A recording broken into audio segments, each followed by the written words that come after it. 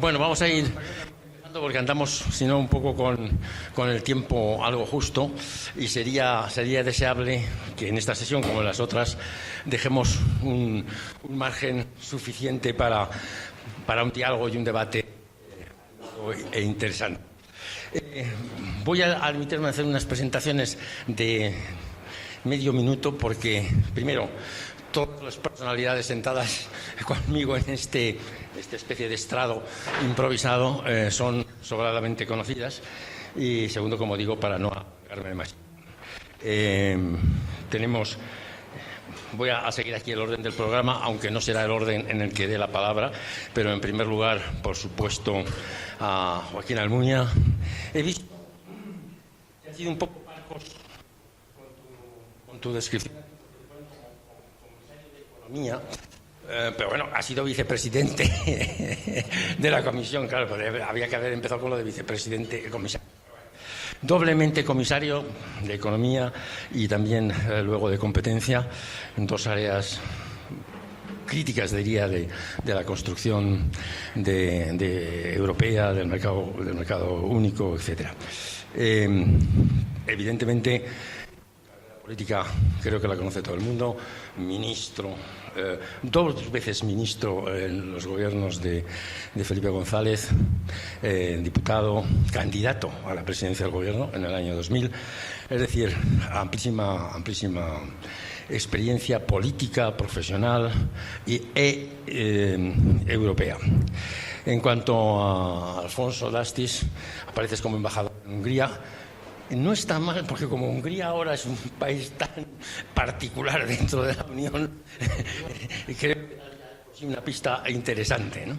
Pero evidentemente, como todos saben, ha sido ministro de Asuntos Exteriores y embajador representante permanente de España en Bruselas, en la Unión Europea, en unos años muy particulares, porque fueron los inmediatamente siguientes al Tratado de Lisboa, y por lo tanto a la puesta en marcha de esta nueva fase y de este nuevo momento de la construcción europea.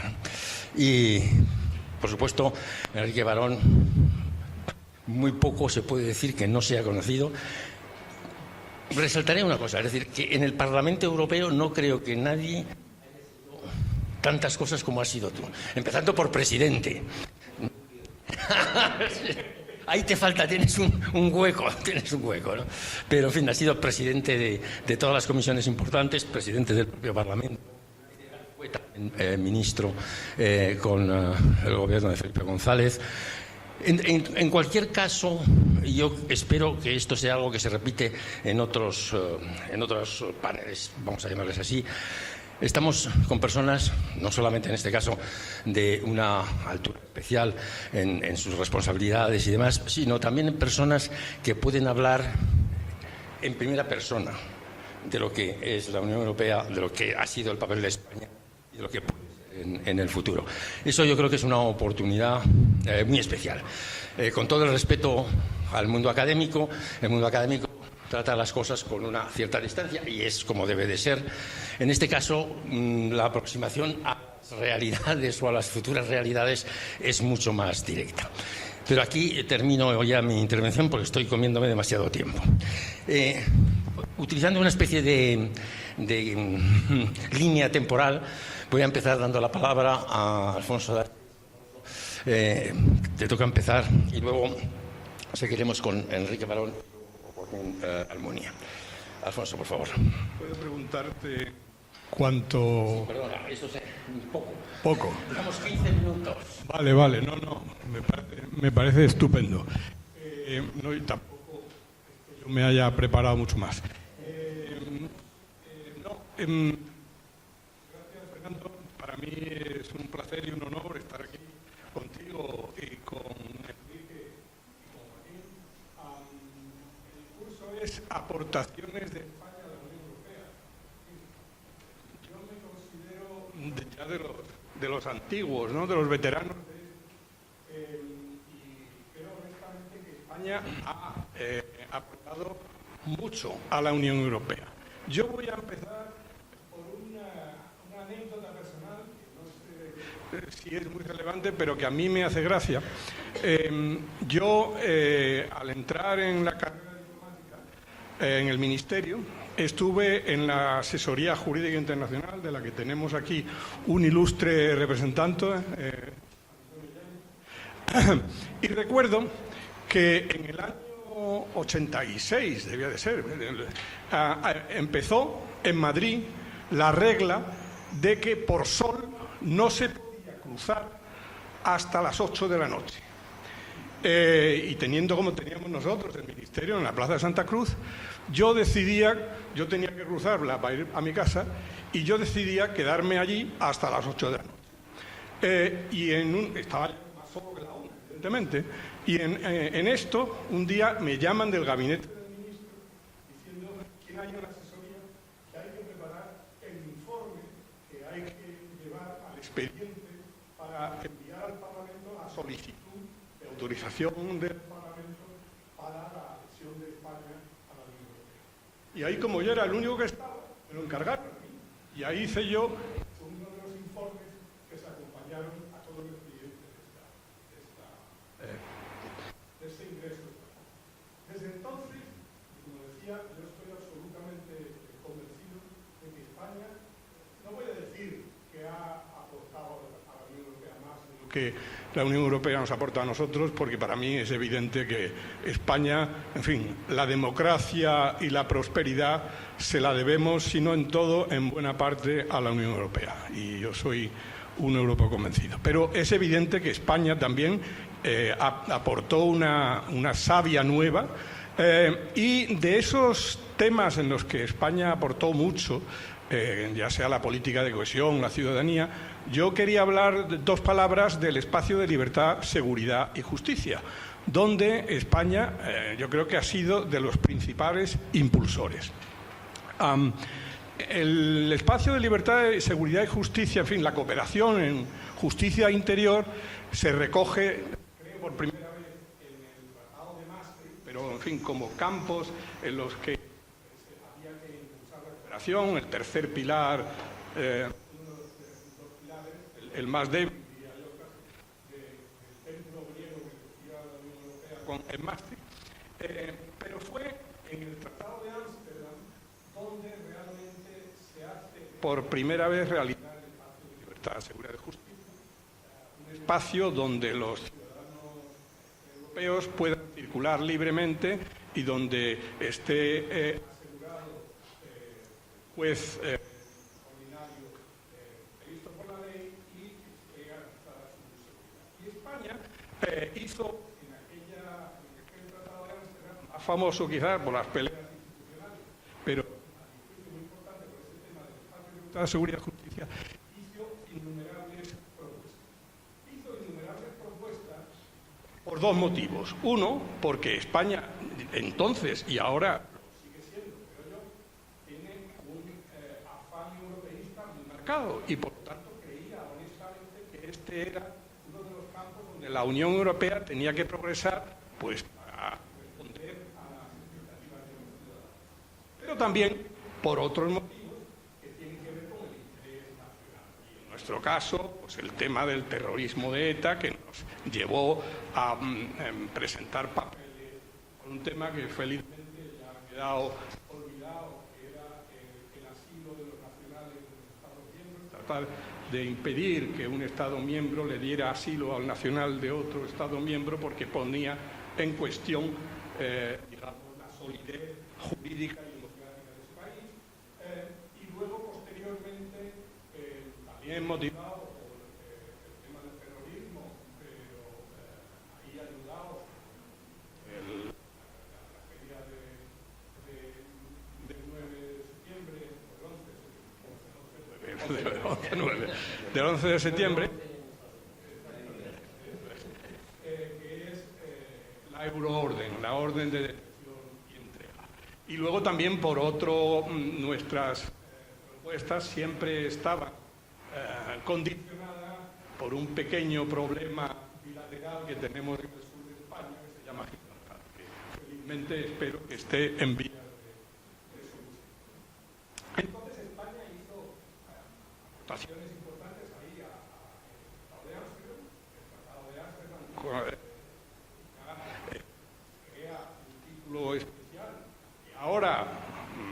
mirado estos días, es el título 5 del Tratado de Funcionamiento de la Unión Europea, pero supongo que en aquella ocasión eran otros casos, porque los números de los tratados ya es imposible de seguirlos.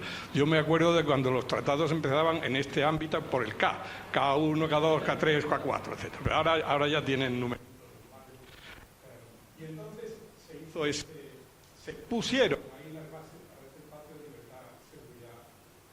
A partir de ahí seguimos los españoles, por estas dos razones que he dicho, empujando, impulsando propuestas, y recuerdo un Consejo Europeo Informal, que no mucha gente recuerda en estos momentos, que es el Consejo Europeo Informal de Orsa, en Austria, en la presidencia austriaca, donde se le encargó al entonces presidente del gobierno Aznar que fuera uno de los tres líderes que hablara sobre uno de los tres temas que se habían seleccionado para ese Consejo Europeo, y Aznar habló sobre el tema de la paz, libertad, seguridad y justicia y propuso la celebración de un Consejo Europeo informal específico sobre este tema, que luego fue el de Tampere, que ya es más conocido, del año 90. Pues a partir de ahí la cosa ha ido afortunadamente creciendo. Las normas sobre paz, libertad, seguridad y justicia, que empezaron siendo con una excepción del método comunitario, se han ido integrando en el método comunitario, y aunque todavía tienen algunas particularidades, ahí es ahora mismo, yo diría, uno de los temas estrella en el ámbito de la Unión Europea. Lo es por razones unas veces afortunadas y otras veces menos afortunadas, ¿no? En las vertientes de la libre circulación tenemos todo el tema de la inmigración, finalmente, y luego, gracias a la excelente labor que hizo la presidencia española, conseguimos prácticamente cerrar todo el paquete de inmigración y asilo, que desgraciadamente solo va a entrar en vigor en el año 26, pero ya antes de que vaya a entrar en vigor ya se están proponiendo reformas que tienen que ver con una actitud un poco más restrictiva sobre el tema de la... Desgraciadamente, el tema de la inmigración también afecta negativamente a Schengen, a la libre circulación, a la supresión de las fronteras interiores. Ahora mismo, claramente, exagerando y abusando de las perspectivas del Código de Fronteras Schengen, hay nada menos que 11 países, creo, que tienen establecidos controles interiores en las fronteras. Esto, francamente, es muy discutible, por no decir es claramente ilegal. Lo que pasa es que, quizás en esto, a lo largo de este programa habléis y tal, está claro que la Comisión en este momento no está haciendo lo que tiene que hacer a la hora de llevar a los Estados al tribunal. El papel de guardián de los tratados, la Comisión, por las razones que sea, políticamente tendrá justificación, pero creo que en este momento no lo está desempeñando como debe. Y por lo tanto, este es un problema. En cambio, en la cooperación judicial, civil y penal, las cosas avanzan razonablemente. Está prácticamente ya el Tribunal de Justicia toma decisiones al respecto, y por lo tanto creo aquí que en un área tan importante para los ciudadanos, de su libertad de circulación, para no olvidarme de una cosa, aunque creo que luego hay el tema, el más propio quizás del tema de la ciudadanía, el espacio de libertad, seguridad y justicia también tiene una vertiente exterior que se materializa en la protección consular y en la cooperación consular con los Estados miembros. La ciudadanía, como todo el mundo sabe, o creo que lo sabe, también es de los temas que España impulsó, la ciudadanía europea, dentro de la Unión Europea. Y por lo tanto, desde ese punto de vista, también la cooperación consular para la protección de los ciudadanos y para todo el tema de visados es otra materia que yo creo que hay que apuntar a nuestro lado. Así que yo creo que no es el único, pero sí es uno de los temas importantes en los que España ha aportado cosas grandes a la sociedad. Gracias, Alfonso. Has estado estupendamente dentro del límite de tiempo.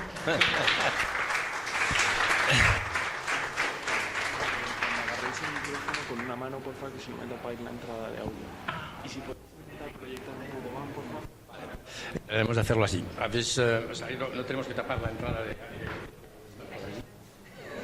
Pero bueno, muchas gracias, Alfonso, por una intervención muy interesante sobre un tema, efectivamente, que para los que creemos en el futuro federal de la Unión Europea es absolutamente esencial e indispensable. No puede haber un demos sin tener un espacio en este terreno consolidado y regido por el Estado de Derecho. Bueno, no quiero ocupar el espacio medio. He debido hacer algo que no veía. Yo esto no... Otra vez no funciona. A ver, ahora sí. Sí. El director general ha hablado de ahí, se escucha mucho mejor en Enrique. Sí. Entonces, Enrique, porque no. a dirigirte a Ostrom, que dicen los... Muchas gracias.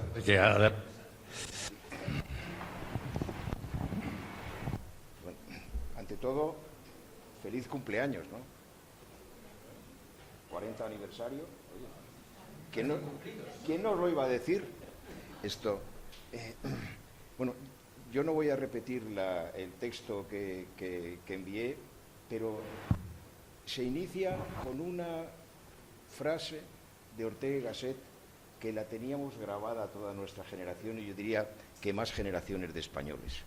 Y era: España es el problema, Europa es la solución. Yo entré en la universidad en el año 60 y, bueno, pues rápidamente me comprometí en la lucha contra la dictadura y descubrí el movimiento europeo en 1962 con el contubernio. Es decir, la reunión del movimiento europeo internacional en Múnich, que fue el primer encuentro entre la oposición democrática del interior y del exilio. Y desde entonces, bueno, pues Europa, el trabajo por la democracia en España. Y hay una cosa que no se suele citar, en mi caso, y que yo es de lo que me siento más orgulloso. Yo fui diputado constituyente. Y cuando hicimos la Constitución, que para los jóvenes y las jóvenes, pues era después de Franco, que Europa, la democracia en España y España en Europa es un tema que no es que se debatiera. Estábamos tan de acuerdo y cometimos un error que podemos corregir, y es que no pusimos Europa en la Constitución, como hicieron los alemanes y hicieron otros países, ¿no? Y bien, no voy a contar la historia, pero sí creo que es importante partir de eso, porque todo lo que fue la lucha por incorporarnos a la entonces Comunidad Europea, y antes y fundamentalmente al Consejo de Europa, que esa fue el primer paso, porque la Europa del mercado común, se decía entonces, la Europa de la comunidad, y ahora la Unión Europea, es la Europa de la voluntad, pero el Consejo de Europa es la Europa de la libertad, es el hermano mayor. Creo que se va a hablar también estos días, aquí está Juan Antonio Yáñez, que recordarás que cuando habíamos aprobado la Constitución y todavía no se había celebrado el referéndum, estábamos acabando el trabajo, se fueron todos nuestros líderes políticos a Estrasburgo, y lo recuerda en sus memorias un gran embajador, Mesía, dice, y entramos en el Consejo de Europa bajo palabra de honor. Dijimos, vamos a hacer una Constitución y vamos a hacer una democracia en España. Y como hay mucha gente joven, yo creo que eso es muy importante recordarlo. No es que tuviéramos la suerte de entrar en la comunidad y nos ayudaran a financiar y aportar cosas. Es que nosotros, aparte de la autoestima como país, nosotros compartíamos ese proyecto de volver a integrarnos en Europa, de la que bueno, pues habíamos estado cortados básicamente por el desenlace de la Guerra Civil y de la Guerra Mundial. Y este creo que es una primera reflexión que, desde luego, a mí me llena no de satisfacción, creo que es muy importante y es la base de lo que han sido esos 40 años. Y añado un dato que estoy ante el presidente del Movimiento Europeo Español. Yo fui presidente del Internacional, seguimos trabajando juntos, y es que por fin se ha devuelto a su propietario el Palacete de la Libertad, que es donde en 1962 se crea, bueno, en el 49, se crea el Consejo Federal del Movimiento Europeo en España. Y entre el dictador y la ocupación alemana y Hitler se lo quitaron a su legítimo propietario, que era el Partido Nacionalista Vasco, pero era el sitio donde se reunían todas las fuerzas políticas. Y es el origen del Consejo Federal del Movimiento Europeo. O sea que no solamente hemos entrado en su momento en la comunidad y en la Unión. Nosotros llegamos tarde, no porque no quisiéramos trabajar, sino porque estuvimos pagando estar en el lado equivocado de la historia. En fin, esta es la primera reflexión que quería hacer. La segunda, no voy a hacer la competencia a todos y a todas aquellas que han trabajado, y sobre todo hemos tenido un acto en la IAEC que el ORZA, el embajador el ORZA ha hecho un balance de todo lo que España ha aportado. Yo me lo estudié y no he podido enmendarlo. O sea, de ahí lo firmo. Pero no solamente es eso, nosotros aportamos muchas cosas. Pero también supimos aprovechar y potenciar una causa común. Cuando entramos en 1986, nuestra moneda era la peseta. ¿Quién se acuerda de la peseta aquí? Ya no teníamos necesidad de ir a conseguir el pasaporte para poder ir a Europa, pero no había una libertad de movimientos. Todavía no habíamos, y es uno de los temas que tenemos un poco pendientes, no habíamos integrado la participación en la construcción de la democracia europea, como creo que tenemos que dar pasos importantes. Quizá, y lo digo como padre constituyente, esa es una tarea que convendría que, aparte del trabajo más o menos serio que se hace en el Congreso de los Diputados y en el Senado, convendría que echaran unos pensamientos sobre cómo se integra en nuestra democracia un trabajo que hacemos con la Unión Europea, del que proviene más de la mitad de nuestra legislación económica, política y social. Eso es un tema que no solemos hablar y que me parece que es muy importante. Y luego, no me quiero alargar mucho, yo creo que sí hay que hacer una reflexión sobre el presente y el futuro. El Movimiento Europeo Internacional, cuyo presidente es Guy Verhofstadt, liberal, es primer ministro de Bélgica, federalista, un servidor y otras líderes europeos, hemos hecho un llamamiento el 9 de mayo de este año, recordando el 75 aniversario de la Declaración Schuman, pero no solamente diciendo qué importante fue eso, sino proponiendo cómo podemos hacer frente a los nuevos desafíos existenciales que tenemos como europeos. Los federalistas españoles también hemos publicado algo que está en esa línea, pero vamos, me parece que el llamamiento, el manifiesto, tiene pleno sentido, sobre todo porque se plantea una cuestión de voluntad política que es absolutamente necesaria en este momento, que es, aparte de cuando hacemos los tratados, que tenemos un rosario de tratados, como decía Dastis, que no hay que leérselos porque son tóxicos. Sí, hay que consultar los puntos, pero lo mejor fue cuando hicimos la Constitución Europea, que bueno, que se integró, pero es que los que somos del oficio o los que hemos sido nos perdemos, ¿verdad? Porque hay que ver pero lo importante es, sobre todo, el que se mantiene la voluntad de construir una Unión Europea que nos ha proporcionado la paz y nos ha permitido superar un estado endémico que era el de las guerras entre europeos.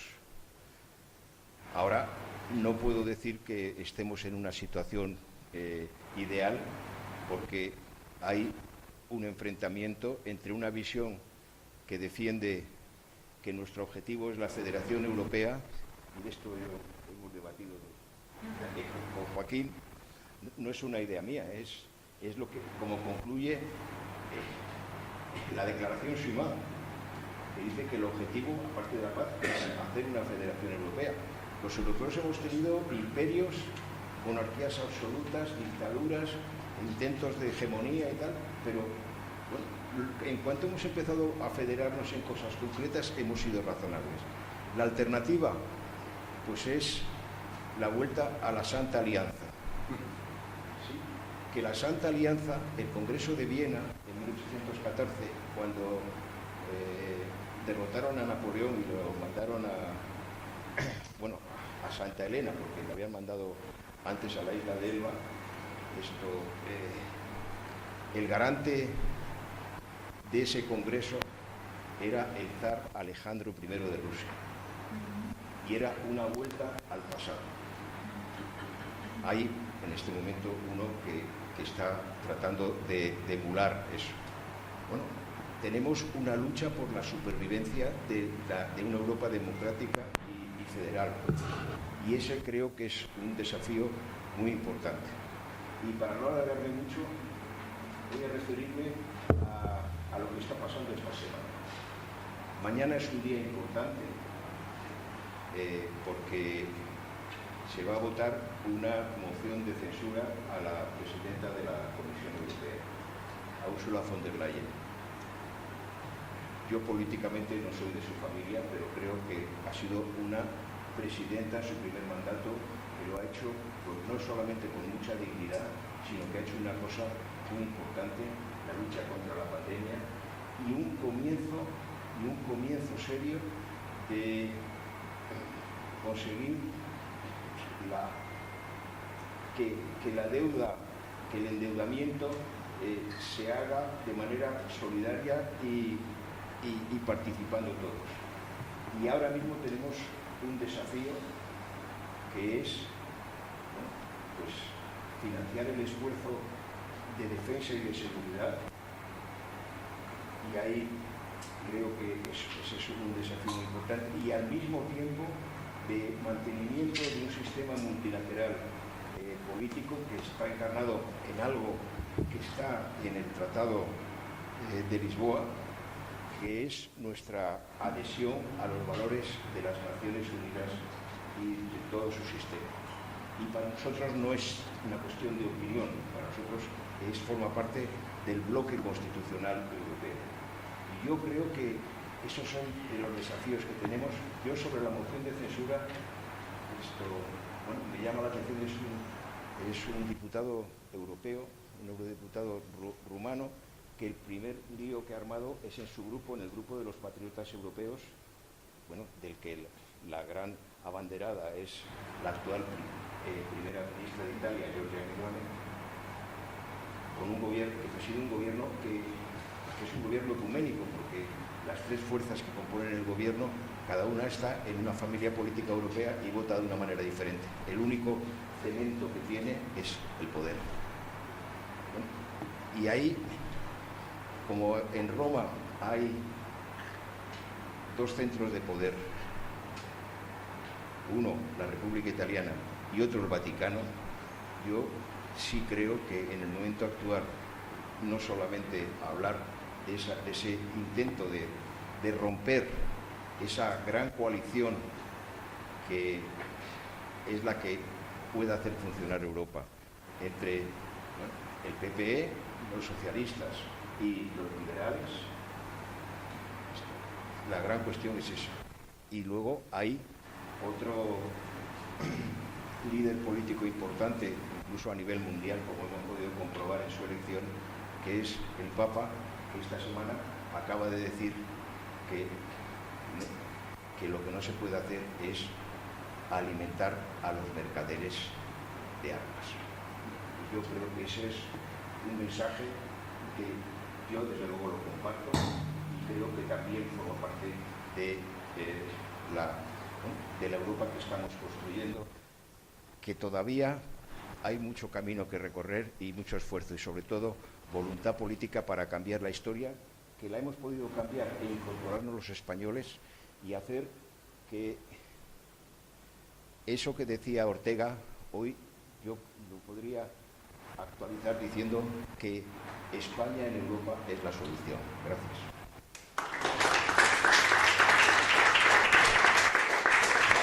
Muchas gracias, Enrique. Sí, esto todavía funciona. Hemos ido avanzando un poco hacia una visión de futuro. Joaquín, me has dicho que vas a centrarte sobre todo en mirar hacia adelante, así que, por favor, si quieres tomar la palabra. No sé si prefieres esto o... Muy bien, perfecto, gracias.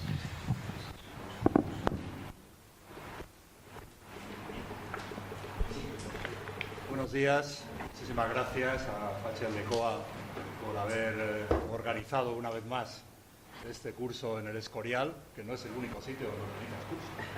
El movimiento europeo, bajo la presidencia de Patxi, ha adquirido un dinamismo que querríamos que fuese contagiado inmediatamente a las instituciones europeas en su toma de decisiones sobre muchos aspectos que tienen que cambiar. Pero bueno, 40 años de España en la Unión Europea, en la Comunidad Europea, hoy Unión Europea.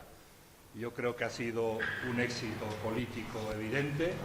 La decisión unánime en el Congreso de los Diputados de apoyar, ratificar el Tratado de Adhesión. Un éxito no solo en las instituciones parlamentarias y políticas españolas, un éxito de la Unión Europea, que ha contado con un país miembro dinámico, con propuestas, con muchas realizaciones gracias a iniciativas españolas o a colaboración española, están perfectamente recogidos y analizadas en el libro que ha organizado el movimiento europeo bajo la dirección de Patxi. Estamos donde nos correspondía estar, como país europeo, razones históricas, culturales. Estamos como nos correspondía estar, siendo una democracia, por lo tanto, las líneas rojas que se oponían a la entrada de una dictadura en la Unión Europea fueron mantenidas con decisión de los demócratas españoles y con decisión de las democracias que estaban ya integradas en la Comunidad Europea, en la Unión Europea, y que decidieron respetar esas líneas rojas hasta tanto los demócratas españoles no estuviésemos en condiciones de dar el paso, solicitando las negociaciones y llevando a cabo durante 8 años unas negociaciones que nos llevaron a la firma en junio del 85 y al ingreso en enero del 86. Somos un país europeísta. El otro día encontraba unos datos que me ofrecía mi amigo Ignacio Urquizu, que ahora dirige Metroscopia, una empresa de estudios demoscópicos, etcétera. Dice, con datos de los últimos meses, que el 81% de los españoles se identifica como europeo, como ciudadano europeo, el 83% se siente orgulloso de pertenecer a la Unión Europea, el euroescepticismo habita en la extrema derecha española, no en otros lugares. Hace 10 años habitaba también en la extrema izquierda, pero ahora ese espacio político está más fragmentado y hay una parte de la gente que proviene de la extrema izquierda a la izquierda del Partido Socialista que también apoyan el proyecto europeo. Por lo tanto, el euroescepticismo, el rechazo a los objetivos, a los valores, a la ambición de la integración europea en España queda reducido a un espacio de extrema derecha, lo cual no quiere decir que no exista en España cierto pesimismo sobre el futuro de Europa, sobre cómo vamos a ir construyendo a partir del 2025 el futuro de nuestro país dentro de Europa. El 71%, casi un porcentaje casi igual al de los que se sienten ciudadanos europeos, ve a Europa dividida. El 69% piensa que la economía europea se ha debilitado, lo cual es bastante obvio viendo los datos de la mayoría de los países de la Unión Europea. El 65% de los españoles creen que los actuales líderes de la construcción europea son menos competentes que los de anteriores periodos. Pero a la vez hay más ambición para la integración. No somos un país europeísta por lo que conocemos, habiendo sido miembros durante casi 40 años ya de las instituciones europeas y de la comunidad Unión Europea, sino que el 70% cree que es necesaria una política exterior común, que todavía no tenemos. Estamos en el embrión de una política exterior común, pero cada semana vemos que no existe tal cohesión del conjunto de Europa para ver qué hacemos con temas básicos en las relaciones internacionales de los europeos. El 69% está a favor de mejorar nuestra capacidad militar. Es verdad que viendo otros sondeos, uno que ha publicado hace poco también el Instituto Elcano, en España la opinión pública considera que el principal riesgo exterior que nos amenaza como país no viene de Rusia. Aquí en España pensamos que el principal riesgo viene del sur. La inmigración irregular, los muertos al pasar el espacio que nos separa del continente africano,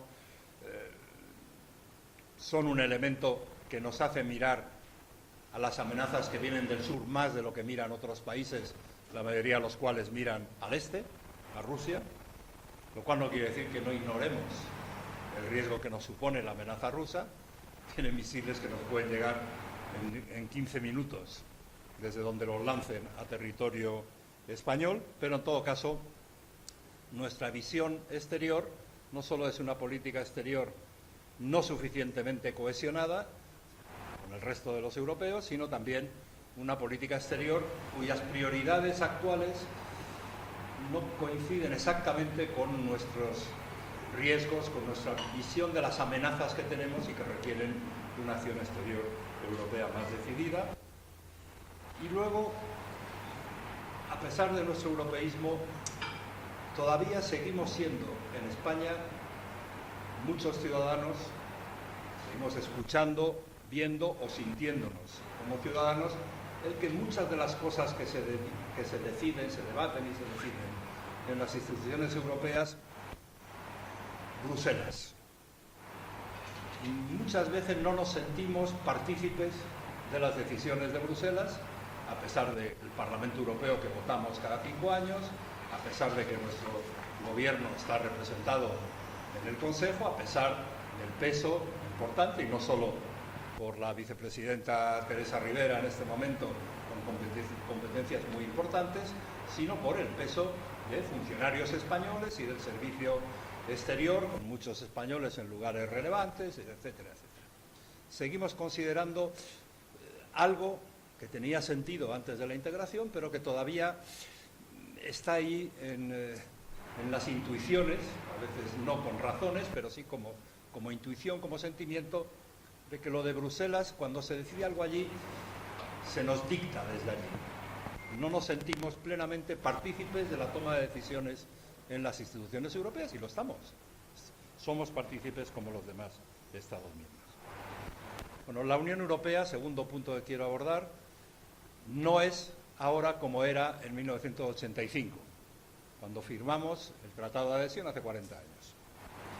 Es verdad que hubo un periodo, nada más integrarnos, y con nuestra colaboración activa desde el primer día, incluso desde las vísperas de nuestra integración, con la presidencia de Jacques Delors en la Comisión, con el canciller Kohl en Alemania, con el presidente Mitterrand en Francia, que formaban Delors, Kohl y Mitterrand, con la participación activa de Felipe González como presidente del gobierno de la época, en mirar qué debía hacer la Comunidad Europea de la época, Europa, institucionalmente, qué debía hacer en aquel periodo. Llevo 10 años, del 85, Acta Única, y vísperas de nuestra integración, hasta el 95, en el que se produjo una inmensa actividad pro-integración liderada por los líderes europeos de la época. La Acta Única, empieza la construcción del mercado interior, etcétera, etcétera. Luego Alfonso Dastis ha hablado del segundo y el tercer pilar. Vino pocos años después el Tratado de Maastricht, la constitución de la Unión Económica y Monetaria, la creación del euro, moneda única. Ese fue un periodo muy dinámico de la integración europea. Después vino el Tratado de Lisboa, recomponiendo lo que se había negociado en la Convención Europea para preparar el proyecto de tratado constitucional. Y ahí tenemos un servicio de acción exterior, dirigido en este momento por la alta representante, hasta hace pocos meses por Josep Borrell. Antes de Borrell, el primer alto representante había sido Javier Solana. O sea, dos españoles han liderado durante buena parte del tiempo transcurrido desde los años de este siglo, desde el 2000. Javier se incorpora en 1999, en vísperas del inicio del siglo, un mandato muy brillante, y 2 mandatos más tarde, o 3 mandatos más tarde, vino Pepe Borrell, pero a pesar de sus deseos, a pesar de sus iniciativas, a pesar de sus argumentos ante los líderes europeos, seguimos sin tener todavía una acción exterior común en muchos aspectos donde necesitamos hablar con una sola voz y actuar unidos en el ámbito exterior. Se han sucedido ampliaciones, por supuesto, muy importantes. Se anuncia para el futuro una nueva ampliación extraordinariamente compleja y ambiciosa. Vamos a ver cómo se desarrolla en los próximos años, porque tenemos ahí la situación de Ucrania invadida, respondiendo de aquella manera, en la medida en que puede, en la medida en que consigue utilizar los apoyos que le damos desde Europa, que consigue utilizar cuando existen los apoyos que le dan los Estados Unidos para resistir la invasión de Putin, del nuevo zar, que decía Enrique Barón, citaba al zar Alejandro I del Tratado de Viena del siglo XIX, pero el zar Putin del siglo XXI es más peligroso de lo que fueron la mayoría de los zares antes del inicio de la Unión Soviética, antes del inicio, después de la Segunda Guerra Mundial, de la Guerra Fría y de los bloques, el este y el oeste. Estamos en un momento geopolítico.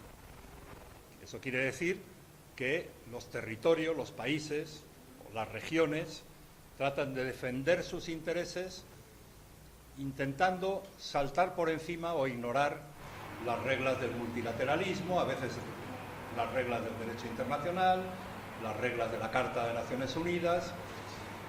Estamos en un momento que la geopolítica lleva al lenguaje del poder, que dijo Borrell antes de tomar posesión como alto representante, y que lleva a tensiones no solo económicas.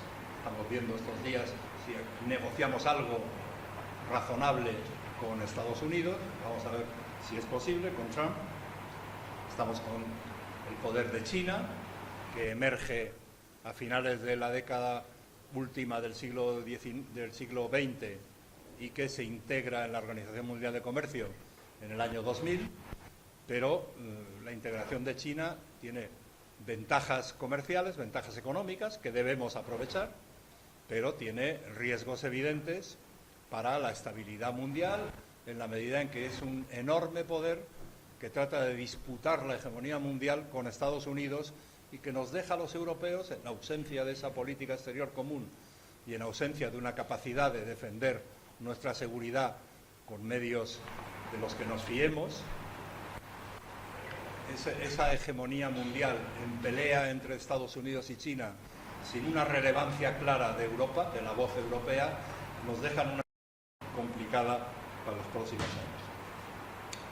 Estamos en un momento de crisis en las democracias, disminuye el número de democracias en el mundo y aumentan los problemas de las democracias allá donde seguimos teniendo sistemas democráticos dignos de tal nombre.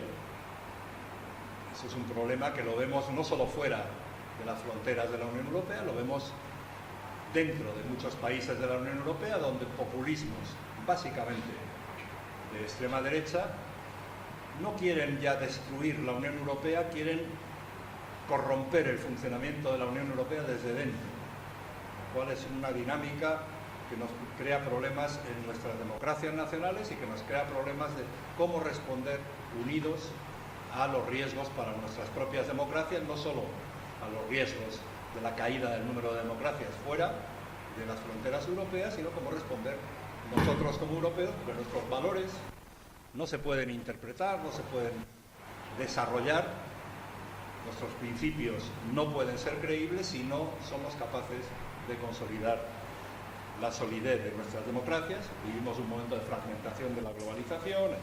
Bueno, hay que seguir apostando por nuestro futuro en Europa y por el futuro de Europa. Nuestra tarea no acaba con la integración y con las aportaciones que los españoles, y son muchas, están perfectamente recogidas en el libro coordinado por el Movimiento Europeo aquí en España, por Pachi. Tenemos un futuro de la Unión Europea amenazado. Los ciudadanos europeos sentimos un aumento de la inseguridad, y eso nos crea un nuevo debate: cómo asegurar nuestra seguridad olvidándonos de confiar al 100% con quien nos ha venido asegurando nuestro paraguas para garantizar nuestra seguridad, en la OTAN, sí, pero con una OTAN dirigida por Estados Unidos y en función de sus intereses, de sus prioridades y, en el caso de Trump, de sus caprichos. Y ahí tenemos que dar una respuesta en temas de seguridad, que no es fácil, y tenemos que dar, por supuesto, respuestas para reforzar nuestro futuro económico, para reforzar nuestra competitividad, para elevar nuestra productividad, para aumentar nuestras inversiones, para desarrollar sectores de tecnologías de futuro, desde la digitalización, inteligencia artificial, etcétera, donde nos hemos ido quedando atrás. Utilizamos todos los días las nuevas tecnologías digitales, utilizan en contra nuestra las nuevas posibilidades que ofrecen para quienes quieren malversar el fruto de esas tecnologías digitales en términos de privacidad, en términos de ciberseguridad, en términos de ataques, en términos de hechos alternativos que distorsionan la realidad, y eso requiere una acción decidida por los europeos. Lo dice el informe Draghi, lo dice el informe Letta. Tenemos que completar el mercado único. Teóricamente, en la época de Delors, en la Acta Única, en los años 80 del siglo pasado, en el año 85 se decía: el mercado único se lanza a partir de la entrada en vigor del Acta Única, coincidiendo con nuestra entrada, pero tiene que estar completado en 1993. Pero claro, no lo completamos entonces, se hicieron muchas cosas, pero nos olvidamos de que el mercado único debe incluir los mercados financieros, y no tenemos un mercado financiero y un mercado de capitales o de ahorro e inversión, como dice Letta, coherente dentro de Europa, con lo cual perdemos cantidad de oportunidades de inversión, cantidad de oportunidades de fomentar la investigación, la innovación, etcétera, y tenemos necesidad de unir los mercados digitales. No podemos seguir confiando solo en nuestra regulación y en nuestra política de competencia para evitar los abusos de las grandes plataformas digitales. Lo hacemos, pero no es suficiente, y además la causa de que hayamos regulado, además de la política de competencia, para reforzar la política de competencia a las grandes plataformas tecnológicas, no es la causa de que no tengamos grandes plataformas tecnológicas. No las tenemos desde antes de esa regulación, y no las tenemos porque nos olvidamos de que eso requería una acción común, requería un mercado común de telecomunicaciones que no tenemos, requería una cohesión de todos los inversores para fomentar nuevas iniciativas, para desarrollar nuevos descubrimientos del sistema de ciencia que nos ayuden a competir en un mundo que en lo económico, y no solo en lo económico, también en buena medida en lo social y en lo político, está condicionado ya y va a seguirlo estando por nuevas tecnologías que no dominamos y que utilizamos pagando el precio de no dominar, de no tener esas grandes plataformas tecnológicas. Por lo tanto, hay una agenda clara que hay que poner en marcha a partir de ahora. Hablamos de los 40 años desde el ingreso de España en la Unión Europea, con muchas cosas que se han hecho, pero también con cosas que debiéramos haber hecho los europeos y no hemos podido hacer hasta ahora, y hay que hacerlas lo antes posible en los próximos años. La agenda clara del informe Letta, del informe Draghi, de los documentos que ya va produciendo la nueva Comisión Europea de von der Leyen 2.0 sobre la brújula de la competitividad y otros documentos están ahí, pero ahora hay que ponerlos en marcha lo antes posible con un nuevo proceso de activismo legislativo de las instituciones europeas, iniciativa de la Comisión y decisiones en codecisión, Consejo y Parlamento. Nosotros, desde España, no estamos en la misma posición para este mundo geopolítico y para la geoestrategia del mundo desde una perspectiva europea, que estábamos en el 85-86. El centro de gravedad de la Unión Europea se ha desplazado hacia el norte y hacia el este por las ampliaciones y por los riesgos que amenazan desde el este a nuestros países miembros. La dimensión latinoamericana, que fue muy importante cuando nos integramos nosotros en el 86, junto con Portugal, para reorientar prioridades de la política exterior de la época, que era más débil, pero tenía sus prioridades, el Mediterráneo, etcétera, etcétera. A nosotros nos interesa mucho prestar atención al Mediterráneo, pero nos interesa mucho la dimensión latinoamericana porque tenemos muchas relaciones, no solo históricas, culturales, familiares en muchas ocasiones. Tenemos necesidad por defender nuestros sistemas democráticos de tener fantásticas relaciones con países que comparten nuestros valores, con los cuales tenemos una historia común, con los cuales tenemos intereses económicos también importantes, y ahí la dimensión latinoamericana está sufriendo el eje de prioridades y el foco de atención de la Unión Europea actual, y ha habido crisis económicas que han afectado más a los países del sur, crisis financiera de hace 15 años, pero las crisis últimas, crisis de energía, los problemas de relación con el este, los problemas de atraso tecnológico, nos han afectado más a los países del sur, aunque ahora, gracias al Next Generation, gracias a los planes de recuperación y resiliencia derivados de las decisiones consecuencia de la pandemia, ahora los países del sur, desde el punto de vista económico, estamos comportándonos mejor, claramente mejor que los países del norte de Europa. Pero eso es el principio de una nueva convergencia económica que habíamos empezado a perder cuando se produce la ampliación y cuando se producen las crisis del 2008, crisis económica y financiera, y las crisis de energía derivados de las tensiones con Rusia y derivados de la guerra de Ucrania. Hay una mayoría proeuropea en España, clara.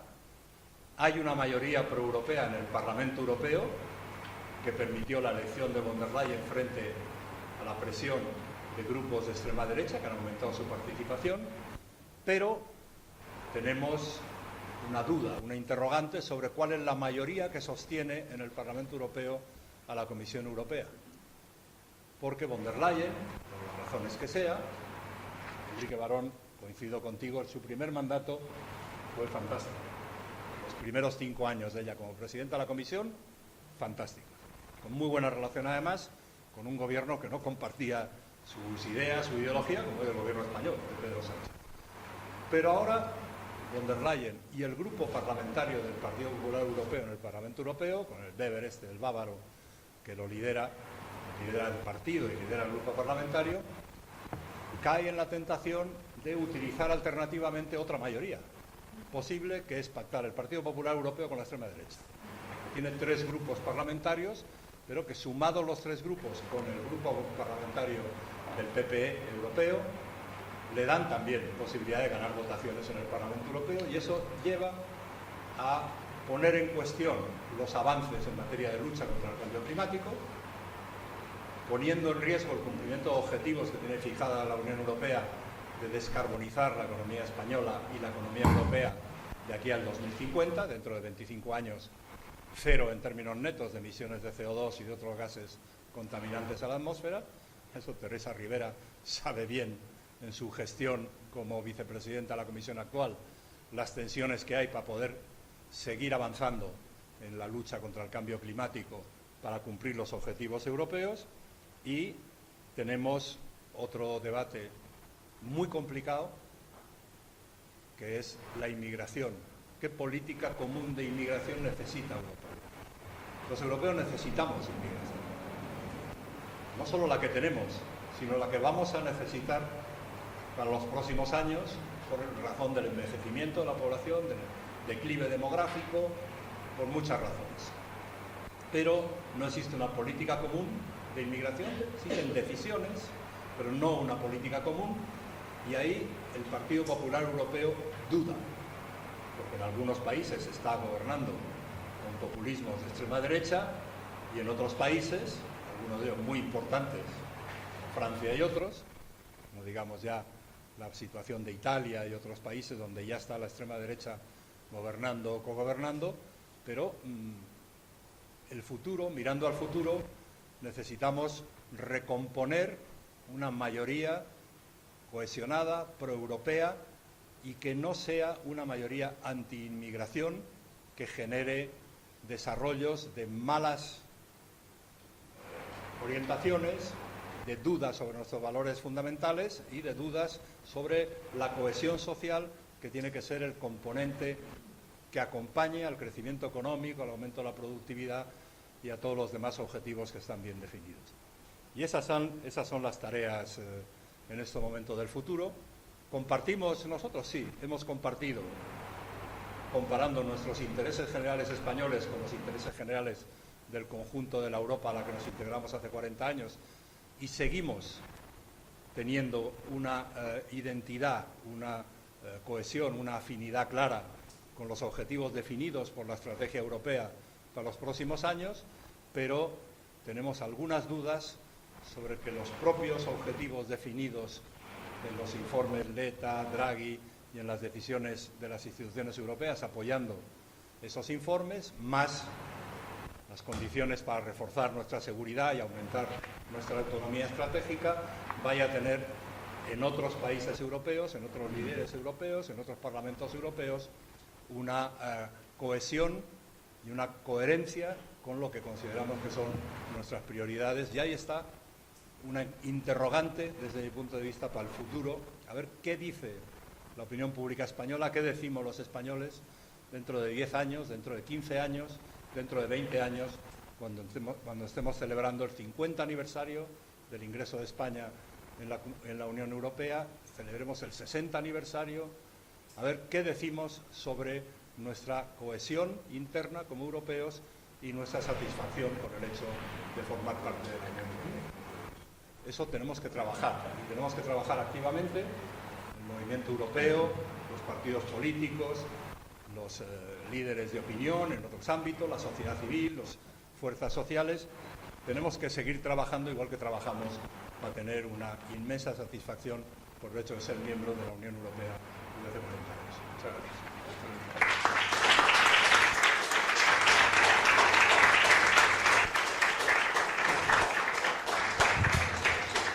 Muy bien, ahora tenemos ya un panorama completo, digamos, de esta fase de presentación y acercamiento general a toda la cuestión del devenir de la Unión Europea y del devenir de España dentro de ella. Así que vamos a abrir ahora un nos quedan todavía más de 20 minutos, yo creo, o 20 minutos para abrir una fase de diálogo, debate, y por lo tanto el uso de la palabra pasa al otro lado de esta sala y vamos a ver quién comienza, quién se anima a hacer una primera pregunta o una reflexión que a su vez requiera la respuesta de nuestros invitados. La pregunta puede ser específica para uno de ellos o puede ser también una pregunta donde más de uno de ellos esté dispuesto a responder. Así que quien se anima, pues adelante, por favor.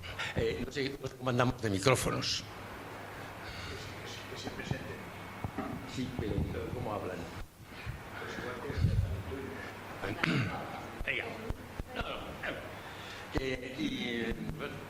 Gracias, gracias. No sé, ¿se oye? Sí, ¿no? Ah, de pie. Bueno. Se oye mejor, ¿no? Bueno, pues agradecerle a la organización de estos cursos de verano el facilitarme estar aquí, por supuesto a todos los participantes de esta mesa. Y una de las cosas que a mí me preocupa mucho, porque yo soy politóloga, y los momentos que estamos viviendo ahora son bastante complicados. Pero centrándonos en la Unión Europea, una de las cuestiones que son importantes es, para mí, desde mi punto de vista, es la movilidad humana, las migraciones.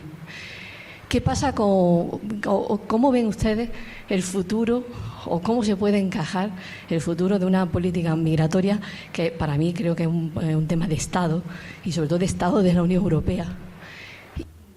Y no veo yo mucho interés que los países de la Unión respecto al tema de las migraciones estén centrados en los diferentes problemas que están provocando las movilidades humanas que tenemos ahora.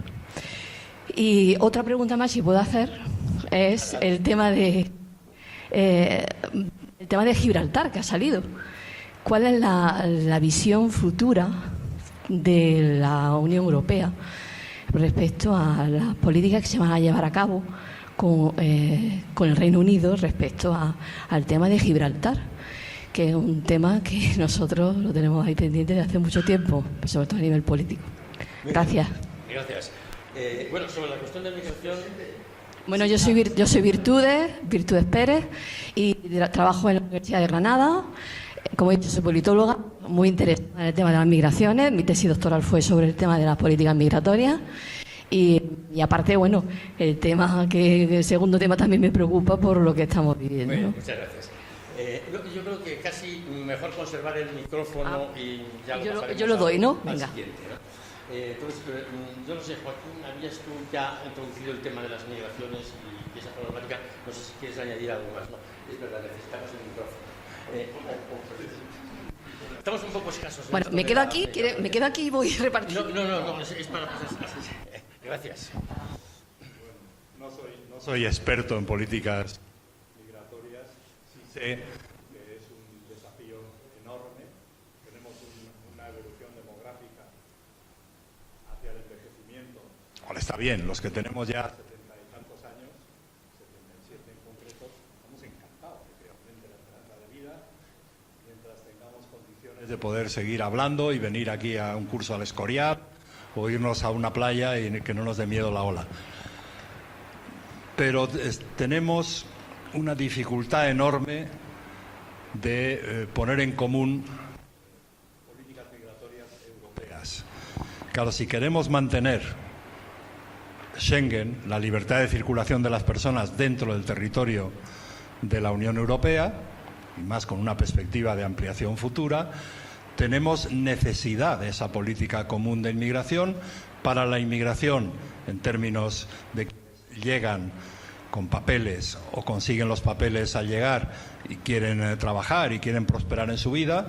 Eso requiere tener a su vez unas políticas de cohesión social, porque no se puede mantener a la inmigración en un gueto, como están en muchos casos. Hay que reconocer como europeos que nuestras sociedades ya no van a ser sociedades homogéneas desde el punto de vista de la raza, de la religión, de las lenguas, del origen, de la cultura.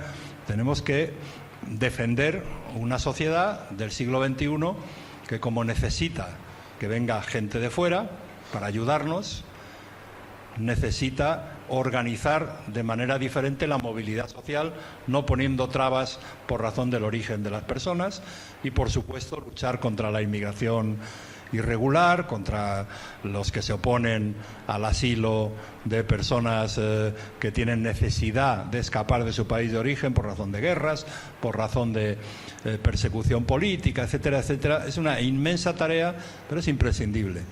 Europa no podrá seguir avanzando desde mi punto de vista si no resolvemos los europeos ese enorme desafío que no lo podemos ignorar, ni lo podemos eliminar con políticas de nacimiento de niños. Ojalá nazcan más, por supuesto, pero decirlo es más fácil que hacerlo políticamente. Lo otro ya se conoce. Vamos a... creo que Enrique quiere decir también algo sobre esto y luego, Alfonso, te pediré Gibraltar ahí. Yo no sé si el micrófono ayuda o perjudica. No lo sé, yo también tengo alguna duda. Bueno, muy brevemente. El año 2005-2006 vino Kofi Annan, entonces secretario general de las Naciones Unidas, al Parlamento Europeo.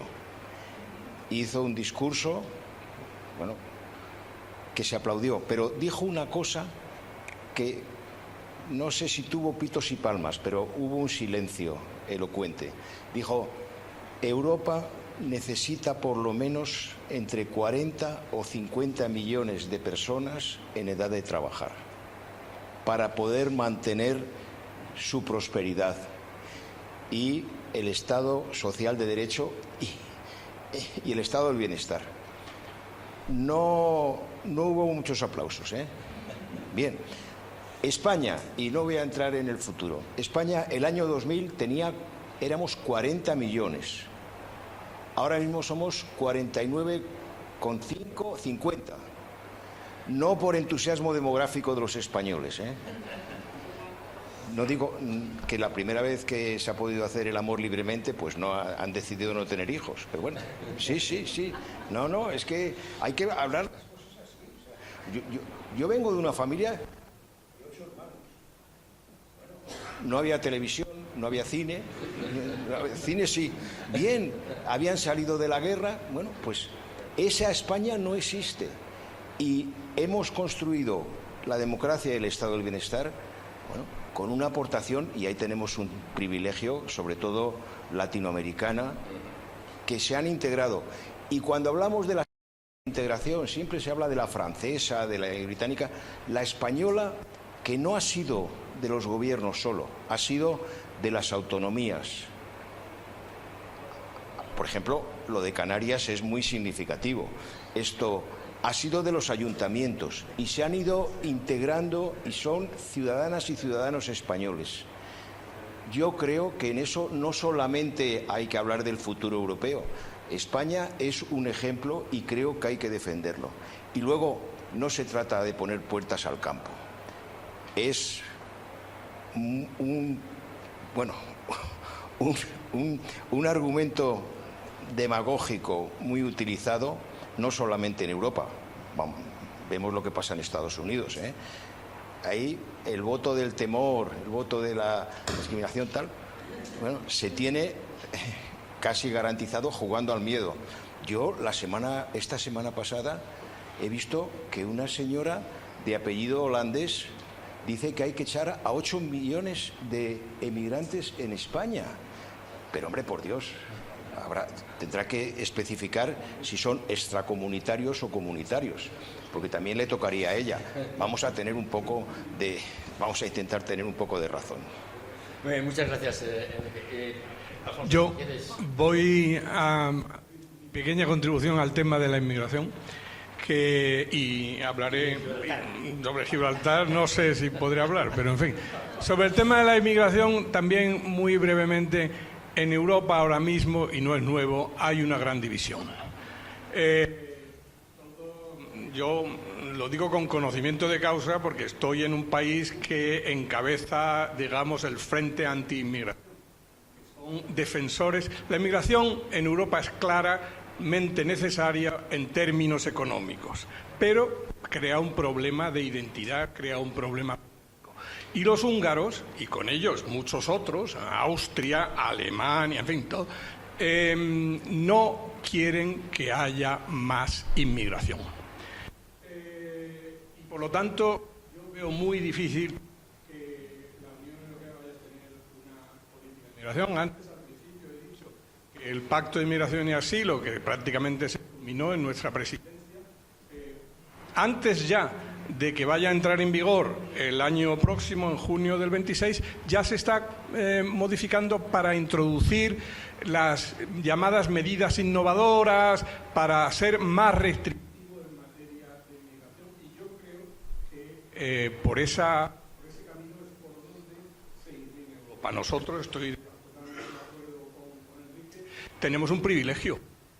Yo en Hungría soy el extraño, porque efectivamente hemos ganado en población 4 o 5 millones, cuando España se decía, todos estábamos en los problemas de voto en el Consejo de la Unión Europea, estábamos todos preocupados por España porque perdíamos peso. Ahora de repente hemos subido hasta casi 50 millones y estamos muy contentos. La economía crece en gran medida gracias a los inmigrantes, en su mayor parte, pero porque tenemos esa suerte de que se integra muy bien por razones lingüísticas, culturales, religiosas o lo que sea. De manera que yo no soy muy optimista en el tema de que vaya a haber una política inmigratoria.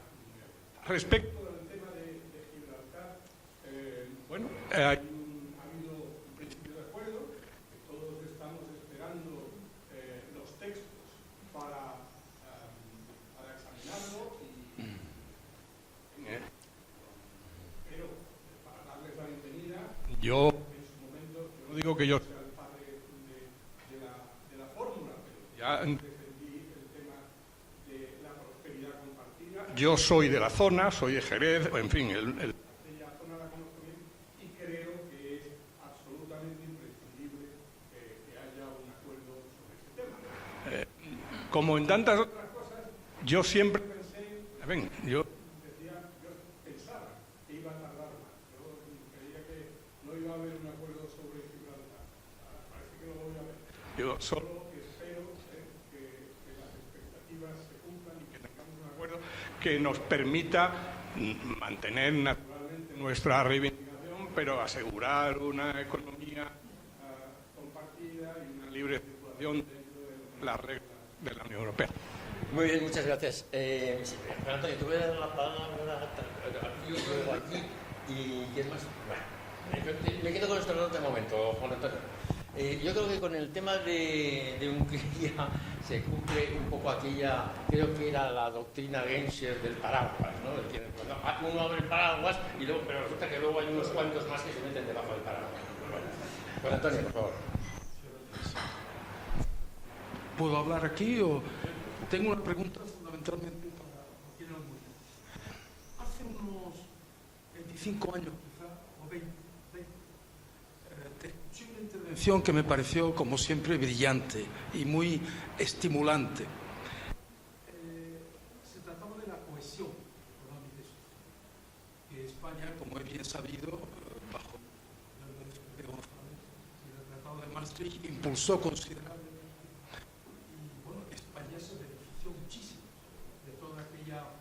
De cohesión, fondos estructurales, etcétera.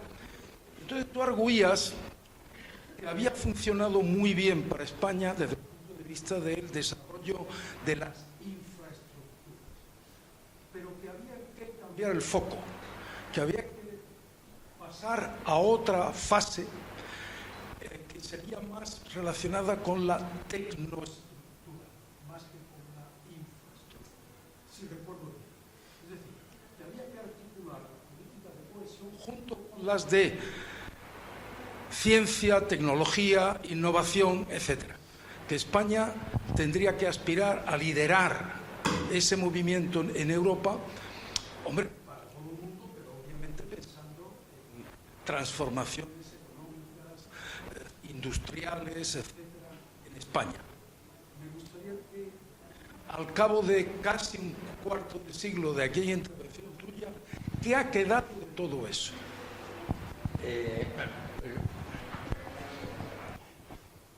Contestar rápidamente a Juan Antonio. Obviamente no me acuerdo exactamente lo que dije hace 20 tantos, pero con el titular que has dado estoy plenamente de acuerdo con que era cierto entonces y sigue siendo cierto ahora. Yo creo que la política de cohesión, cuando se produce la ampliación en el 2004 y entran 10 países, 8 de los cuales venían del bloque comunista y 3 incluso de dentro de la Unión Soviética, ha sido para ellos una política de ayudar al crecimiento, mejorar infraestructuras, como lo ha sido para nosotros, pero que la política de cohesión para nosotros, desde la ampliación en adelante, ya no es lo que era. Sigue siendo importante, pero en cambio tenemos ahora el Next Generation, el Fondo de Recuperación y Resiliencia. Venía una noticia antes de ayer, me parece, en la prensa, que nos ha sido aprobado por parte de la Comisión la quinta remesa. Y claro, como suele pasar en los medios de comunicación escritos, el titular no era los 24.000 millones en la quinta remesa que llegan a España para financiar, entre otras cosas, inversiones, digitalización, modernización del sistema productivo, etcétera, etcétera. Decían, no, se han quedado 1.000 millones los de la Comisión, de 25.000. El titular era, se han quedado 1.000 millones, de los cuales, según leí la letra pequeña, 600 millones estaban a punto de ser aprobados, pero no llegaron a tiempo. O sea que nos fallan 400 millones de los 25.000, que añadidos a las 4 remesas anteriores están suponiendo un impacto impresionante para la modernización de nuestro sistema productivo.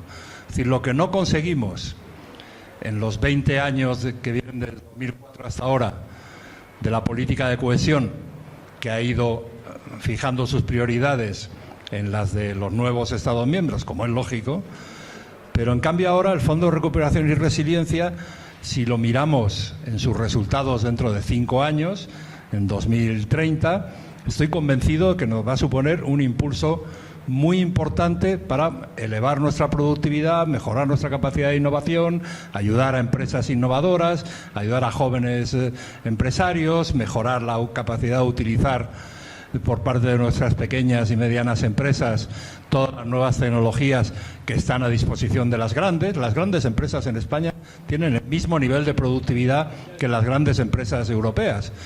Aquí, como en Italia, la red de pequeñas y medianas no pueden llegar a esos niveles de productividad en muchos casos. Ahora, según leo en lo que se está debatiendo ahora en la Comisión Europea para las futuras perspectivas financieras, que empezarán, el debate empieza ahora, en otoño. Las nuevas perspectivas me parece que es en 2018, perdón, 2028, 7 años. Parece que va a cambiar, según y los miembros de la Comisión encargados directamente de eso, va a fijarse en un sistema de conceder los recursos de los fondos estructurales y del Fondo de Cohesión inspirado en el sistema del Fondo de Recuperación. Es decir, usted se compromete a hacer no sé cuántas reformas, no sé cuántas inversiones, no sé cuántas mejoras en su sistema productivo, aumenta su potencial de crecimiento y a cambio, según yo voy comprobando, yo comisión y consejo detrás, vigilando a la comisión a ver cómo lo hace. Si usted va cumpliendo aquello a lo que se compromete a cambio de recibir los recursos, yo le voy liberando los recursos. Pero si no hace lo que me ha prometido, no tendrá usted los recursos del Fondo de Cohesión. Me da la impresión de que están ahí en eso. Y hay otro elemento, que vamos a ver cómo juega, pero ese es otro debate. Con todos los gastos comprometidos, con los compromisos en materia de seguridad y defensa, aparte del compromiso de la OTAN, está el Consejo Europeo del día siguiente, con las conclusiones de cómo la Unión Europea, los países miembros, vamos a actuar para llevar a cabo el compromiso de la OTAN en términos que convengan a nuestros intereses, no a los del vecino este que tenemos en Washington, ¿no? Vamos a ver cómo es compatible todo eso, porque a mí 800.000 millones por aquí, 800.000 millones por allá, superan mi capacidad de imaginación de por dónde sale el dinero. Muchas gracias.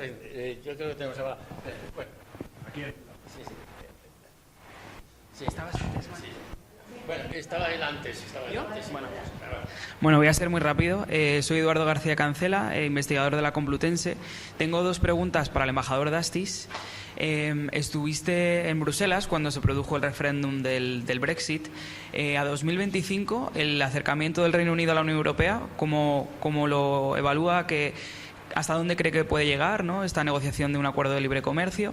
Y en segundo lugar, sobre Hungría, aunque el gobierno de Orbán se presenta tan contrario a los valores europeos, siempre en los eurobarómetros la ciudadanía húngara suele mostrarse bastante favorable a la membresía en la Unión Europea.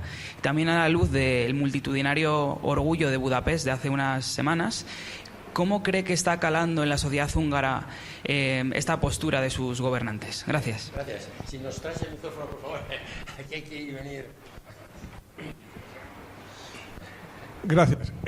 Respecto al Brexit, el Brexit fue una sorpresa para muchos, para mí, para el entonces representante permanente británico en Bruselas. Yo veo con optimismo el acercamiento y creo que es una buena cosa.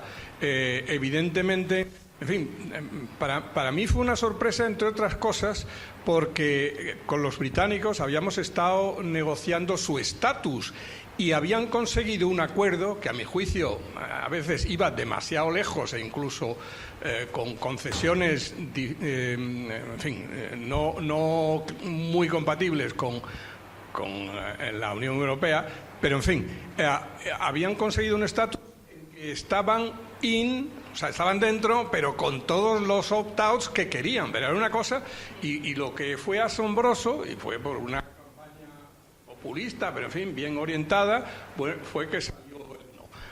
Ahora dicen que se arrepienten algunos, yo no sé, pero yo no contemplo que vaya a haber un nuevo referéndum, pero en fin, oye, tampoco creía yo que fuera a haber un acuerdo sobre Gibraltar, quién lo sabe. Pero yo creo, en definitiva, por sintetizar, que es una buena cosa, especialmente en el ámbito de la seguridad y defensa, en el ámbito de la movilidad, pero claro, lo que no pueden es estar fuera con los mismos privilegios, con los mismos derechos que si estuvieran dentro. Es decir, eso es una cosa que algún contratiempo tienen que sufrir. Y respecto de Hungría, a ver, efectivamente, la población, a pesar de que ahora hay muchos fondos que están congelados porque Hungría no cumple con la condicionalidad relativa al Estado de Derecho, la ciudadanía es consciente de las ventajas que tiene el pertenecer a la Unión. Y el propio Orbán. Orbán es un político singular, pero es un tipo él tiene una retórica contra las instituciones de la Unión Europea, pero a la hora de la verdad llega un momento que arregla relativamente las cosas. Esto en el orgullo, al final, después de haber amenazado con las penas del infierno, la última noticia es que no va a haber ni siquiera multas para los participantes, ¿no? ¿Qué ocurre? El año que viene hay elecciones. A Orbán le ha salido un contrincante que viene de su propio partido, que es Peter Magyar, que ha creado un partido prácticamente de la nada. Las malas lenguas dicen que es Fidesz sin corrupción. Pero, en fin, la peor cuña es la de la misma madera. Según las encuestas actuales, TISA, el partido de Magyar, le sacaría entre 12 y 15 puntos a Fidesz. Pero claro, de aquí a la primavera del año que viene no sabemos. También que antes de las últimas elecciones del 22 también las encuestas daban ganador a la oposición. No sabemos, pero yo creo que la ciudadanía húngara es sabia y se da cuenta, y no, si hubiera un referéndum, que no creo que Orbán, siendo un hombre listo, lo vaya a tratar de convocar, yo creo que nunca saldría, pero me puedo equivocar, nunca saldría un éxito, como se dice. Gracias. Vamos a ver, micrófono, tenemos que trasladarlo. Gracias.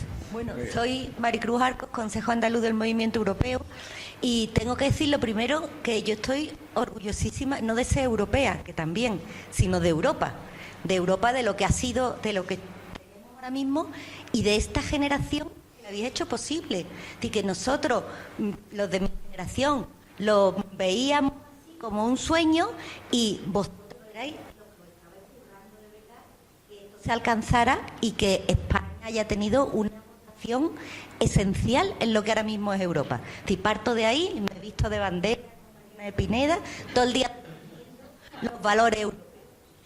Pero me pongo ahora mismo el futuro y quiero compartir con vosotros una sensación de vértigo.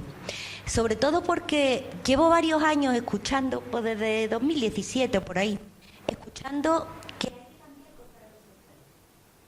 contrato social que el contrato social que hemos tenido hasta ahora y que nos ha dado lugar a esta situación de Unión Europea que tenemos ahora mismo ya está caducado, que hay que buscar otro contrato social. Esto lo venía escuchando yo en el ámbito del Instituto Europeo de Florencia, pero es que el otro día le escucho este mismo discurso y todavía me preocupa más al antiguo CEO de Telefónica, hablando de inteligencia artificial y empiezo a ver que la Unión Europea, que tenemos ya, que no es que tengamos de futuro, sino que tenemos ya, han cambiado los valores. Yo estoy muy tranquila porque toda la vida he estudiado que la soberanía de los Estados santo y que me va a proteger siempre el Estado, el mío, vecino o la Unión Europea. Pero es que ya no son solamente los actores los estados, es que las grandes compañías, las formas, ya empiezan a cambiarnos y empieza a cambiarnos también las preguntas clave. ¿Sí? ¿Qué es lo que queremos proteger? Desde mi punto de vista, el artículo 2, es decir, la dignidad humana por encima de todo. Pero me gustaría compartir con vosotros esa inquietud de hacia dónde vamos. Esto es muy fácil que se deshaga como un azucarillo. Atención, el futuro está en vuestras manos, no dejéis que esto se nos deshaga, porque ha costado mucho hacerlo. ¿Y dónde queremos ir? No lo sé, pero si no lo comparto en estos foros, ¿dónde lo voy a compartir?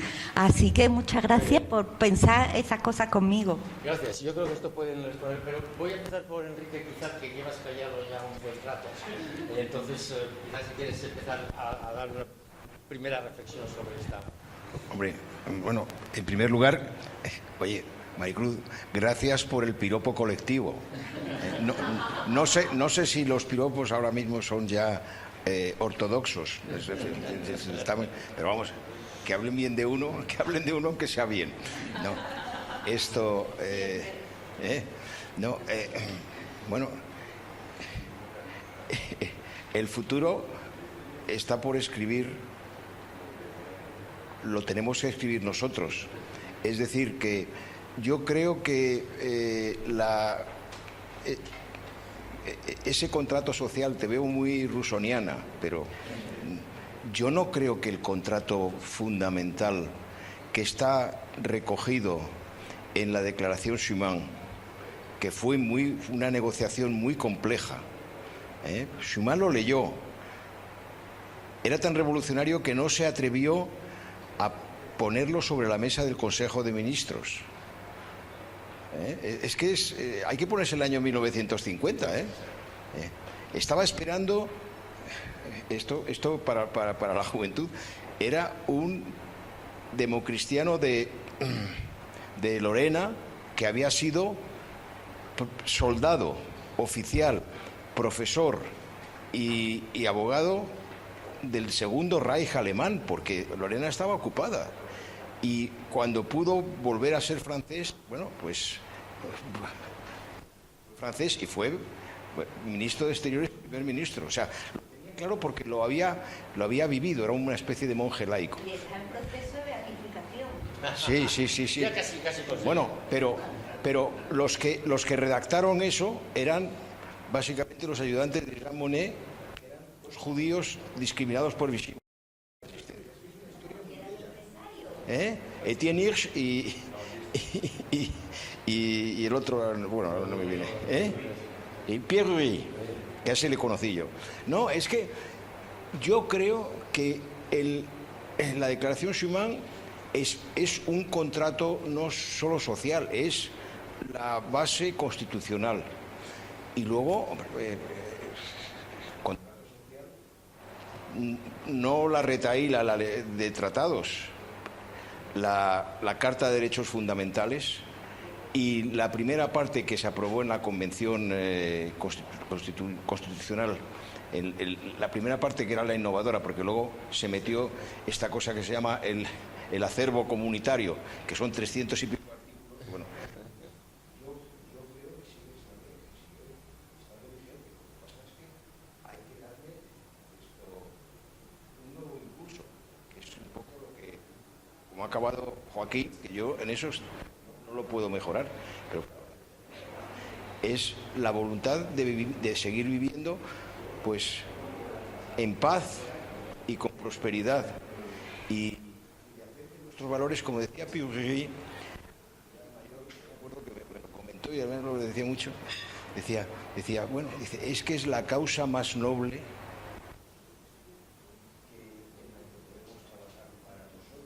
y para la humanidad. Y eso lo repitió una persona que es importante, que es el actual presidente de Brasil, que yo creo que es un gran amigo de Europa. Bueno, ¿alguien quiere añadir? Alfonso, ¿quieres añadir algo? Yo voy a permitir dejar una cosa que creo que va a ser relativamente provocadora.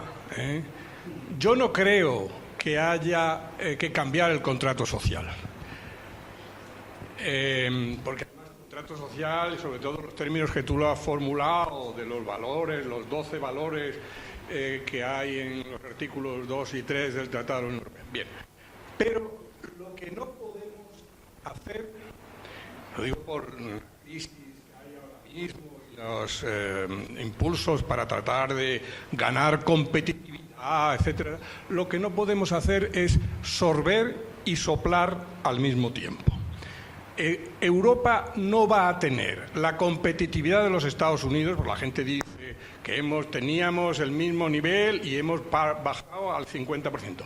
No la va a tener mientras sigamos buscando, con razón, a mi juicio, preservar el modelo social y los instrumentos de protección. Los americanos, ¿qué pasa? Que han privilegiado la innovación, la competencia, la libre mercado, etcétera, tal. Nosotros lo hacemos con la intención de no dejar a nadie atrás. Y por lo tanto, eso nos lleva a establecer una cierta cortapista. Entonces, cambiar el contrato social, no necesariamente, pero si no lo cambiamos, tenemos que quedarnos contentos con lo que tenemos y no aspirar a cosas que yo creo que en esas condiciones no. Joaquín, yo creo que... Sí, muy rápidamente. Antes me he referido a hablar de la política de inmigración, a los populismos de derecha, extrema derecha, que ya no quieren acabar con la Unión Europea, sino que quieren cambiar desde dentro la Unión Europea, precisamente ellos para cambiar el contrato social.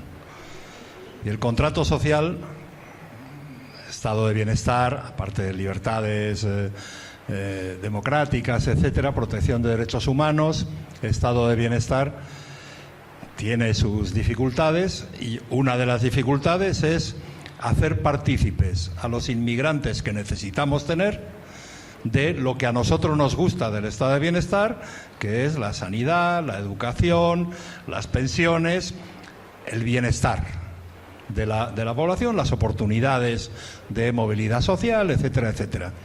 Entonces creo que la batalla para poner en cuestión el contrato social tal como lo entendemos los europeos, aparte de las amenazas que tenemos desde fuera, está en que vayan permeando las ideas que están proponiendo los populismos de extrema derecha dentro de la Unión Europea, pero que van intentando permear con sus ideas y con sus valores el sentimiento mayoritario de querer desarrollar con visión de futuro el contrato social. Y añado a ese contrato social, tal como lo hemos conocido y lo han venido definiendo nuestros antecesores al final de la Segunda Guerra Mundial, en este momento tenemos que añadir el compromiso con la seguridad. Porque si olvidamos el compromiso con la seguridad, sin demagogias y con propuestas concretas y viables, la gente va a preferir pelear porque no se sienten seguros a defender en manifestaciones y en pancartas el contrato social. Dice, oiga, el primer contrato social que a mí me interesa es no solo tener las ventajas del estado de bienestar, sino tenerlas viviendo seguro. Y eso es un equilibrio que está por construir en Europa. Muy bien. Yo creo, bueno, perfecto. Vamos a ya la última pregunta. Muchas gracias. Sí, porque vamos tarde. No, va a estar tarde. Vale, pues muchas gracias, Pachi Aldecoa, Fernando Valenzuela, directores de este curso, por la oportunidad, por la invitación, la posibilidad de participar aquí y por tener a los protagonistas en este curso de estos 40 años de participación de España en la Unión Europea. Soy Palma Muñoz, del Consejo Andaluz del Movimiento Europeo, letrada de la Junta de Andalucía, especialista en Derecho de la Unión Europea, primera becaria de la Junta de Andalucía en Bruselas hace 30 años y trabajando especializada en ayudas públicas, política de la cohesión, FEDER. Y quería, Joaquín, al hilo de la política de la cohesión, que nos preocupa mucho a todos, ¿no? Pero especialmente a las regiones y regiones que históricamente hemos sido tan dependientes de los fondos europeos como es Andalucía, ¿no? Y gracias a los cuales pues se han conseguido las cotas de desarrollo que tenemos. La política de la cohesión y copiar o trasladar el modelo de los fondos Next Generation tiene un problema que a las regiones nos preocupa, y es la gobernanza. La gobernanza de los fondos Next Generation. Puedo decir que, al menos en estos años de los fondos Next Generation, las comunidades autónomas y en particular Andalucía hemos tocado poca bola. Esto ha sido el Ministerio, han sido fondos centralizados. Es verdad que se han beneficiado, lógicamente, proyectos en Andalucía, pero no ha habido una gobernanza como sí hay en la política de cohesión, en el Fondo FEDER. Entonces, ojo con replicar el modelo Next Generation porque, bueno, podíamos caer en estos problemas. Uno es la gobernanza y otro que me preocupa de cara al marco financiero plurianual 2028-2034 es este rethinking, reshaping, esto que oímos en Bruselas de, bueno, está muy bien la política de la cohesión, aquí están estos fondos, pero como tenemos tantos desafíos en la Unión Europea, hay que pensar en utilizar esos fondos, sí para la cohesión, pero también, y avanzo, estos son objetivos que nos trasladó la DG Regio en una reunión. Estamos en junio, a finales de junio en Bruselas, y nos habló de los nuevos desafíos para el 2028-2034. Y hablaba de vivienda, affordable housing, nos hablaba del problema del agua, water resilience, nos hablaba de la defensa. Necesitamos muchísima dinero para la defensa y, por supuesto, de la competitividad, de los 800.000 millones de euros anuales que Draghi dice que nos hace falta para conseguir los desafíos según su informe. Claro, entonces se está pensando en reorientar la política de la cohesión para que también participe y contribuya a estos desafíos, a estos objetivos para el 2028-2034. Yo me temo que esto es como quien tiene una manta. Si la subes mucho arriba se te van a enfriar los pies. Entonces, claro, si tiramos porque hace falta para la defensa, si tiramos porque hace falta para la competitividad, para la vivienda, el gap entre las regiones, me temo que esa brecha, y se está manifestando. El último informe de la política de la cohesión fue el 9º informe y ya se anunciaba que precisamente los fondos Next Generation no estaban contribuyendo a que las brechas de desigualdad en las regiones se acortaran, sino a veces todo lo contrario, ¿no? Con lo cual, bueno, esos desafíos, gobernanza y ese reorientar los objetivos de la política de la cohesión hacia los grandes retos de la vivienda, del agua, de la defensa, ¿cómo lo hacemos? Muchas gracias. Muy bien, gracias. Voy a hacer dos cosas. Yo creo que tenemos casi minutos para no comernos el siguiente terreno. Voy a hacer primero algo no ortodoxo, pero por alusiones. Le voy a pedir al director general si quiere decir algo sobre esa gobernanza.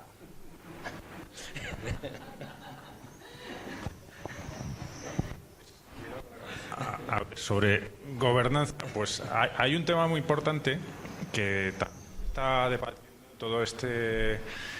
en todo lo que se está hablando de la competitividad europea y cómo funcionamos, ¿no? Es el tema de la simplificación. Esa es otra de las palabras que aparecen siempre ahora mismo en el debate. Es verdad, yo creo que es necesario mejorar la aplicación de la norma, la elaboración de la norma, para que llegue mejor a los destinatarios finales, que son los ciudadanos y las empresas. Eso es una demanda clara de todos los interesados. Y todo esto, yo creo que si somos capaces de mejorar la aplicación de la norma europea, yo creo que cualquiera que se haya enfrentado a la presentación de una solicitud una solicitud de una subvención europea, cuando se enfrenta a la cantidad de papeles que tiene que hacer frente, pues es algo verdaderamente abrumador. Yo, precisamente, la semana pasada, uno de los puestos cargos que me fue puesto es ser miembro del Consejo Estatal de la PYME, que hacía 3 o 4 años que no se reunía, y era uno de los temas que recurrentemente aparecía ahí. La estructura económica española, empresarial, fundamentalmente de pequeñas empresas y de medianas empresas, todas ellas tienen, como se ha dicho antes, ¿no? La obligación de aplicar en su día a día la normativa europea. No es lo mismo la capacidad de una gran empresa que una pequeña empresa para hacer frente a la normativa. Por lo tanto,